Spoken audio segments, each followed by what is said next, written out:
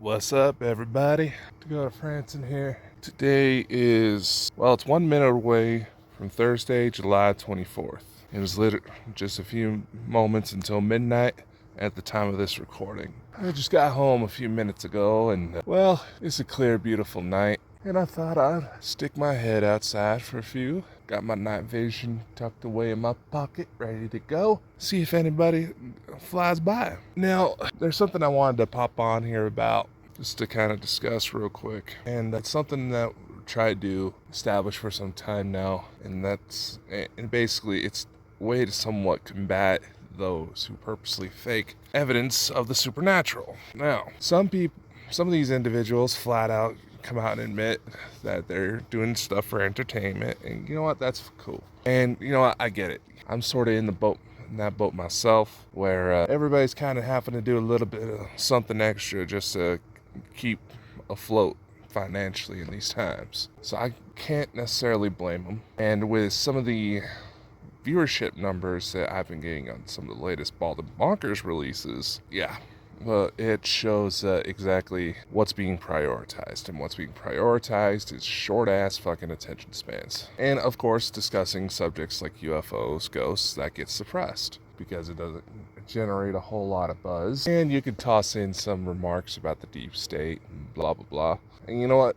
To an extent, those would be right. Now, to kind of go into this discussion, there's a few different facets I gotta disclose right now, okay? So like right now how I've said that I'm poking my head outside, admiring the stars. See if by some chance one of those stars starts moving a little too much by itself, which I thought I saw earlier. I was taking my stuff in from my car from work. Didn't manage to catch on camera. Now, there's a couple things I've disclosed in previous videos, but of course, like I said, social media, especially YouTube and TikTok, probably because of TikTok, they prioritize short attention spans. And due to the fact a lot of people can't regulate themselves, it is causing physical cognitive impairment that is somewhat akin to Alzheimer's and dementia. So that is concerning in itself. But I want to try to set an example right here. Okay? So right now, obviously when you're dealing with UFO sightings, you got to deal with potential simple planes coming by. You got to deal maybe satellites, shooting stars, even planets can sometimes get misidentified. Somehow there's still a shit ton of people who have no clue what the hell Starlink is. How they managed to stay under that rock all this time, I'll never understand. But maybe that's also because I'm a big tech nerd and like to keep up with that type of stuff. See, here, in my position where I'm at in southern Idaho, there's a couple different things that a few other areas might have similar problems with. Now you see, if you over up in that direction, there's actually a military bombing range. And I think it was last year, at around this time, I was notified by some of my contacts within local law enforcement that if I happened to see any orange spinning lights, which I did one day, and it was freaky to watch. Don't freak, it's likely Homeland Security. Now, if I remember correctly, this was shortly after all of those spy planes, drones flying out and about, where a lot of people were starting to wonder if those were nuke sniffers. They were looking out for nuclear materials. See, here in Idaho, not a lot of people know this, but there's actually a lake more towards northern Idaho where the Navy tests nuclear submarines because it's that fucking big. And the basic idea was nobody's going to expect a nuclear sub-test facility in the middle of the fucking mountains. That's literally the logic behind it. Over towards the Pocatello area, there is actually a nuclear laboratory. One of my aunts on my father's side actually used to work there. She doesn't anymore. And before people go to ask, there's still a lot about my father's side I don't know because I've been estranged from them for a little over a decade now. And let's just say the family tree has been shaken up so much that seeds got spread all over the fucking place. Interpret that as you will. Those of you who've heard some of my previous shows where I talked about having 11 sisters and 6 brothers, yeah, I wish that was an exaggeration. But anyway, back to what I was saying. See how easy it is for me to go, go sideways. In the spirit of disclosing all the information, like I said, we have the bombing range over here. And sometimes, if you've heard me record certain messages, perhaps when the camera's facing about that direction, where that house with the security lights right now, you may notice a spinning light in the sky. Well, there's a small private airport that's literally right over there.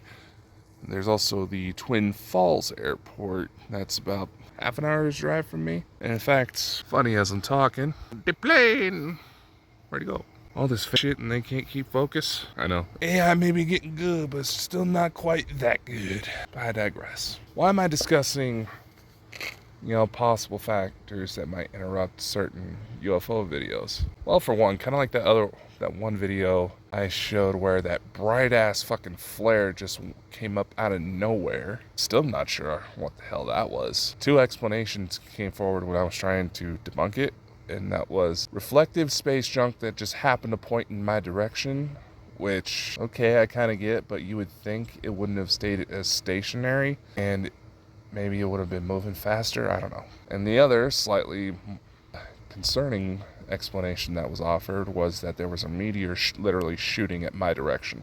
It's like, fucking crash so I can retrieve it. Because I either want to keep it for myself or sell it off. Because you can get a pretty penny for those things, depending on the composition, how big they are, stuff like that. Anyway, in spite of me getting off track there, you want to take note of stuff like this. If you're wanting to go into any sort of paranormal investigation, you got to note everything that's going on, like cars passing by, the plane finally getting close enough to where I could hear it going over, as obviously, as well as commercial flights, likely military testing. That's pretty popular about this time of year, especially in my area. That technically media channels, and I got a truck coming by, so give me a sec. Be gone. Almost looked like my uncle's truck. Anyway, what was I saying? Oh yeah, you gotta take note of everything that's going on around you, because sometimes things may get misinterpreted, especially if you decide to try to take the more public route and post some of your findings on social media, because everybody is a fucking critic who thinks they know everything. And honestly, in regards to the use of AI, some of y'all motherfuckers need to brush up, because y'all are getting, and I purposely play with AI so I know what to look for. And I highly encourage everybody else to do it. And in fact, if you're able to come across an online course that discusses about how AI works, how you can get like certifications for it, I know there's a few free ones out there. I highly encourage you take them. Learn, expand your mind a bit. Don't assume you're going to learn everything off of some rando on social media, because a lot of those randos on social media actually don't know what the hell they're talking about. And as the PSA video stated with the knockoff Pikachu, there is the fact that it's becoming a hell of a lot more accessible, and the fact that social media platforms, damn near all of them, get a majority of their income, their funding, because of website traffic. And what causes the most traffic? Controversy, hatred, scams, all that. That's why they don't do anything about all the cyberbullying or the pedophiles, unless they're cornered by law enforcement saying you need to take this down or you're the ones in trouble. And this causes a lot of stir, because for one, there's some people who don't realize, some of these shady people who don't realize how social media actually works, other than lying through their teeth. And, oh, look at Kitty. How you doing, sweetie? Good to see you still out and about. I wonder if the guys remodeling the house next door realize there's a crawl space that y'all were probably born in. Anyway, social media cultivates these negative and toxic environments for a good reason. And a lot of people fall through with it because they know controversy builds views. You gotta either cause controversy, you gotta be a complete goofball, lie through your fucking teeth for the purpose of entertainment, or genuinely be entertaining, i.e. have big boobs. Yes, I just said it. This does not cultivate some very promising environments, especially around the times when there's a major celebrity death. Now, the most recent ones, you got Malcolm Jamal Warner, and the one that's likely going to cause the most controversy, because I would see him purposely fucking with some people, would be Ozzy Osbourne. And let's face it, Jack and Sharon, they're well known for popping up on paranormal programs. They do have an interest in it, and the interest has had to come from somewhere. All I'm saying is, in these times where it's easier than ever for anyone, and I mean anyone, to completely fabricate an image and widely spread it faster than anything we've ever seen before in this lifetime. Some rando loser on the internet can suddenly become the next viral sensation in ways that some of the deep Hollywood elite that know how to psychologically plant certain individuals to achieve said virality, even though even they don't know how the fuck it happened. It just happens. Now, there are some artificial intelligence programs out there that monitor these trends that are fairly accurate in predicting what's going to be the next big one, but even they get caught off guard. And I'm saying this because there's a lot of people that have picked up on the fact that people are trying to say that they're talking to deceased loved ones through ChatGPT, or they got voice recordings of certain celebrities, even though the freaking recordings, it is so much easier than ever to fake someone's voice, especially if they're widely public. In fact, I believe I haven't tried it out myself, but there's a new Chinese-based one that's supposed to compete with 11 Labs, one of the most sophisticated text-to-voice programs out there. And all these